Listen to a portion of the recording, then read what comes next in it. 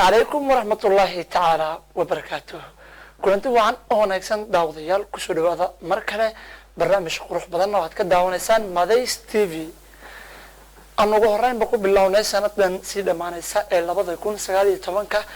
وحيابه هو يبقى بدنا أما دورشوا ينكي هو قطر تبدنا أبد كده Soomaaliya ayaan soo qaadan doonaa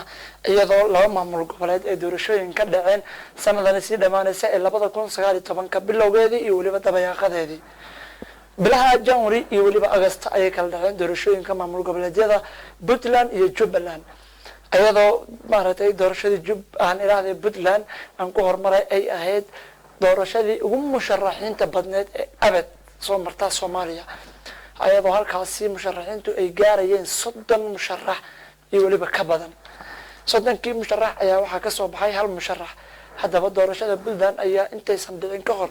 waxa hardan iyo loolan adag galay doorasho maaragtay musharaxiin doonaya in ay dhamaantood soo galaan kursiga balse dhamaantood ma aysan ahayn mid ay ku wada fadhiisan karaan kursigaasi oo mid qurax ayaa soo bixi lahaa musharaxiintii Puntland u loolamay ayaa waxa kamid ahaa hogaamiye kooxeedkii yadii hore mid kamid ah oo waliba kuwa ugu magac dheer kamid ah oo ahaa Morgan sidoo kale waxa tartamayay madaxweynaha markaasi xilka hayay oo ahaa Abdulle Ali Gaas iyo waliba madaxweynaha haatan xilka haya Dani sidoo kale waxa tartamayay maaragtay taliyayaal ciidan oo kamid ah Asad Diyaana iyo waliba rag kale sidoo kale professor Shortaye oo kamid yahay ayaa tartamayay balse dhamaan umaysan wada suurtagelin oo Dani ayaa ku soo baxay hadaba waxaan soo qaadan doonaa bal khudbadihii ay soo jeediyeen xilligii ay doonayeen maaragtay in ay ku lolamaan doorashada cod bixintii markii la soo gaaray iyo sidoo kale khudbadii ugu dambeysay ee markaasi madaxweynaha ku soo baxay nala daawada guddoonka golaha wakiilada xubnaha baarlamaanka musharaxiinta isimada martida kala qaybaheeda kala duwan assalaamu calaykum waraxmatullaahi wabarakaatu waxaa sharaf weyn ii maanta inaan hor imaado golaha dowladda Puntland si aan uga soo jeediyo barnaamij siyaasadeedkayga ku aadan aragtideeda siyaasadeed ee 5 sano ee soo socota haddaan si yar oo hordhaca u milicsado taariikh nololeedkayga oo kooban waxaan ka mid ahaa dadkii ka soo shaqeeyey u adeegidda dadka Soomaaliyeed gaar ahaan gobollada Puntland burburkii kadib waxaan ka soo qayb qaatay yagleelidii iyo aasaasyadii u horeeyay ee dhinaca tacliinta waxaan filayaa in fara badan oo dadka Soomaaliyeed ee Puntland ku dhaqnaa inay arrimahaas iskuuladaas uga aflixeen walaalaha kale ee hadda darka ku jira iyo kuwa haddaba soo galaya ee ugula tartamaya waxaan go'aansaday inaan cidna ku hadlayn aniguna aan isu soo taago waxaan doonayaa haddaba inaan ka qabto waxyaabaha aanu isleenahay waa ay kala dhiman yihiin dawlad baanu leenahay alxamdulillaah shacab wanaagsan oo hagaagsan nidaam baa inoo waxbarashada 2009 ee mideeyay manaahijta waxbarashada Puntland imtixaanka shahaadada soona saaray jiil cusub oo reer Puntland ah oo maanta qayb weyn oo lixaad leh kaga jira nolosha Puntland albaabka siyaasadana garaacaya waxaan kaloo ahay wasiirkii arrimaha gudaha iyo federaalka idinku meteliyay dawladda dhexe Oscardis Corudis taas oo macnaheedu yahay xoojinta golayaasha deegaanka hawlahooda xoojinta hawlaha ururada bulshada rayidka iyo adeega nugeylka talooyinka isimada dhaqanka iyo culimada diinka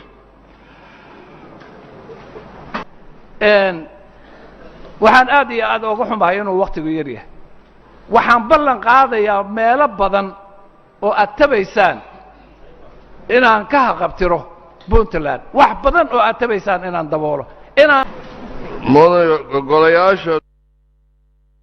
barnaamijkayga siyaasadeed oo dhammaystiran oo lagu saxayo wixii qaldamay laguna hagayo siyaasadda Puntland 5 sano ee soo socota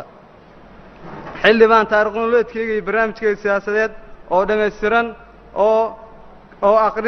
aqrin kartaa buuggii aan la wadaagay waayo aragnimadeeda shaqo waxay u badan tahay dhinaca ciidanka waa tan maantay Puntland baahida ugu badan u qabto waxaan leeyahay khibrad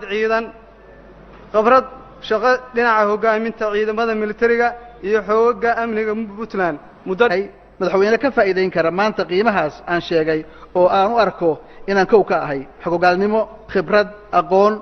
xiriir dalka gudihiisa iyo mid caalamiba xildhibaanada sharafta leh waxaan waqti badan gelinay wada shaqaynta baarlamaanka sidoo kale waxaan ahaa madaxweyne Puntland dhexdhexaad u ah oo aan koox gaarihi isku koobin waxaan ahaa madaxweyne telefoonkiisa iyo waqtigiisu u furnaayeen shacbiga Puntland mudanayaal iyo marwooyin maanta Puntland waxay dhexda kaga jirtaa mashaariic horumarineed heshiisyo bulsho iyo siyaasadeed oo heer Soomaaliya iyo heer caalamiba ah isbedel heer goboleed maalgelin caalami ah iyo difaac socda oo u baahan taakuleen joogto ah Puntland looma dhiibi karo shakhsi aan ogeyn kuna filayn culayska jira waa sababta iyo guddiga hagaayay doorashada maanta halka dhacday oo muujisay si ay ku jirto ilbaxnimo deganaan kuna dhacday si nabadgelyo ah waxaan halka uga mahadnaqayaa madaxweyne cabdiweli maxamed cali gaas iyo ku-xigeenkiisii hore mudane cabdixakiim iyo dhammaan madaxda dowladda Puntland ciidamo iyo rayidba waxaan aad ugu faraxsanahay natiijadii halka soo baxday waxa ay bilaabatay waji cusub oo dadka reer Puntland aan rajaynayo inaan mas'uuliyadda ay saareen aan ka soo bixi doono aan u imaado Jubbaland oo kamid ah maamul goboleedyada dalka ka jira ayaa waxa ka dhacday loolan doorasho oo adag iyadoo dowladda federaalka iyo waliba maaragtay khilaaf weyn u dhaxeeyo maamulka Jubbaland doorashadeedii ayaa hadana ay hirgashay halkaas ay ku leelamayeen musharaxiin aad u tiro badan markii hore balse markii ay imaatay hoolka codbixinta ay isku soo hareen musharaxiin fara ku tiris ah halkaas oo ku soo baxay madaxweynihii xilka sii hayay 5 sano ama 4 sano ee la soo dhaafay ee ah Axmed Maxamed Islaam Axmed Madoobe oo mar kale asaga oo ah maaragtay madaxweyne ku guuleystay xilka haddaba doorashadaasi sidee u dhacday khudbadihii iyo waliba markii ay dhamaatay codbixintii maaragtay oo Axmed la dhaariyay kadib khudbadii uu soo jeediyay nala daawada waxaan sameyn doonaa inaan sameeyno isbitaallo waaweyn oo dalka oo dhan ka shaqeeya degmo kastana laga abuuro sidaa darteed si looga hortago caafimaad darrada ama tayo darrada dhakhaatiir darrada ama dawooyinka xunxun ee dhacaya waddankeena la soo geliyo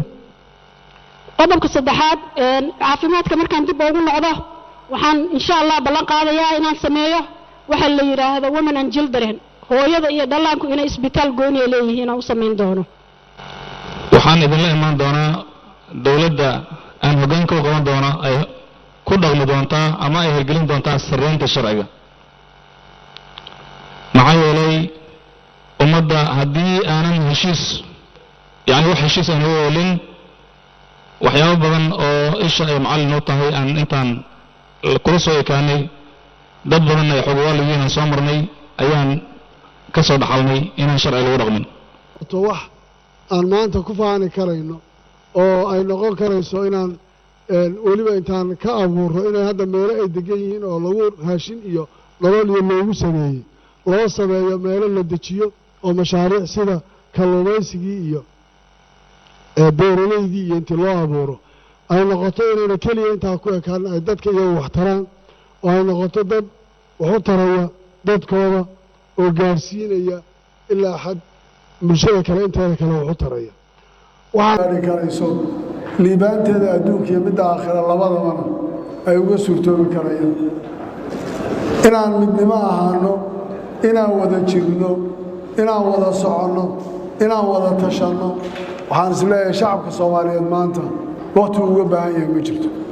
waxaynu soo marray xilli aad u adag dagaal sokeeye uu jiray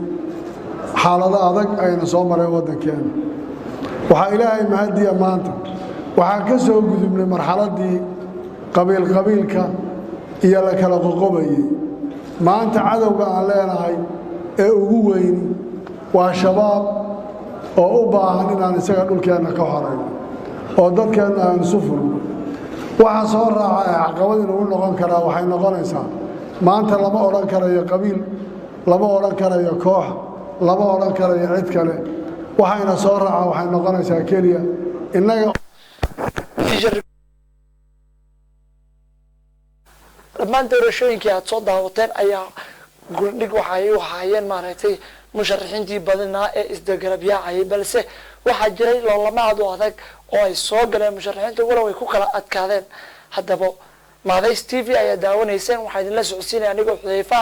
barnaamijyo kale oo dhowr ah ay intuu sanadka cusub dhamaanin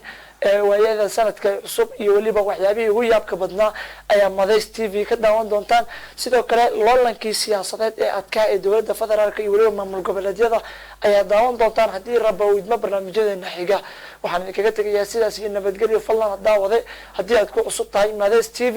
subscribe-ka naga ilaabin like share iyo waliba waxa aad jeceshahay Madays TV in lagugu soo kordhiyo commentiga hoos inoogu soo qor waxaan idinkaga tegayaa sidaas iyo amaana Allah